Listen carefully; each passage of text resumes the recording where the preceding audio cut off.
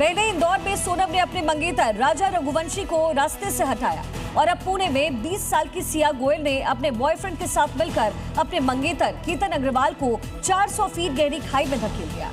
दोनों मामलों में समानताएं हैरान करने वाली हैं। दोनों रईस परिवारों से थे और दोनों ही मामलों में हत्या को हादसा साबित किया गया है और ये कोशिश कम से कम की गई है। मेरे दो सहयोगी इस समय मेरे साथ कनेक्टेड है। अंजीत हमारे साथ है और अनुपमा हमारे साथ इस समय मौजूद है। अंजीत, जरा बताइएगा, क्या कुछ जो प्लानिंग है वो रची गई और क्या कुछ सर्च किया करती थी सिया? देखिए, आगे हम आपको बताएंगे कि क्या खौफनाक साजिश थी और गूगल पर जो उसने सर्च किया, how to make a murder look like a tricking accident, यानी इस पूरे मर्डर को वो हादसा कैसे दिखाए, इसके लिए बाकायदा उसने गूगल पे सर्च किया, डार्क वेब के जरिए सर्च किया। इसके अलावा वो तमाम उन केमिकल्स के बारे में जानकारी जुटा रही थी जिससे उसे धीमा जहर दिया जा सके। ये सारी बातें आगे हम आपको शिखा बताने वाले हैं, लेकिन अनुपमा, आपके पास क्या जानकारी है, आगे आप क्या बताएंगी?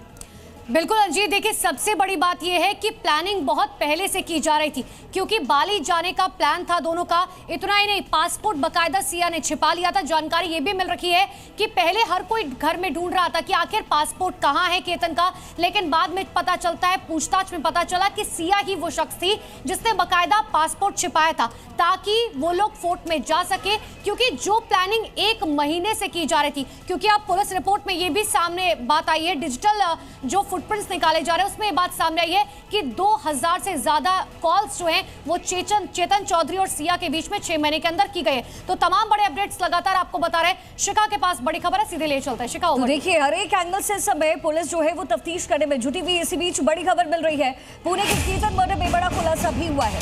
सिया के फोन से चौंकाने वाला खुलासा हुआ है। 14 और 18 जून की तारीख, जिसको खास कोड नेम इस पर मार्क किया गया, यानी 3 बार जो साजिश रची गई थी उसमें एक तारीख 14 भी थी और दूसरी 18 भी, और फिर 19 जून को इस वारदात को अंजाम दिया गया। 14 और 18 जून इसको खास कोड नेम से मैप किया था सिया ने।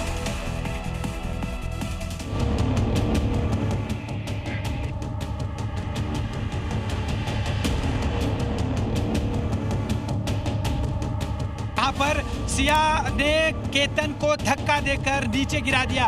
ये वो खाई है जहाँ पर सिया ने इस घटना को अंजाम दिया और आपको मैं वो जगह दिखाता हूँ। ओम प्रकाश, इस तरफ आइए। देखिए, ये वो खाई है जहाँ से सिया को नीचे धकेला गया। सिया ने केतन को नीचे धकेला। ये इस तरफ आपको जगह दिखा दें, ये वही जगह है जहाँ पर ये खड़े हुए थे केतन। यहाँ पर सेल्फी लेने का एक तरह से ड्रामा किया सिया ने। सिया यहाँ पर खड़ी थी, केतन यहाँ थे, और जैसे ही केतन सेल्फी लेने के पोस्चर और खड़े होते हैं, उसी दौरान सिया ने केतन को नीचे धकेल दिया। हमारे लिए भी एक बहुत बड़ा शॉकिंग है। अगर उसको शादी नहीं करनी थी तो सीधा उसने उसके माँ बाप को या हमको किसी चीज़ से इनकार कर देते, या जिस लड़के के साथ उसका जो भी अफेयर चल रहा है कहीं से भी एक फ़ोटो हमको भेज देते तो भी हम कैंसिल कर देते।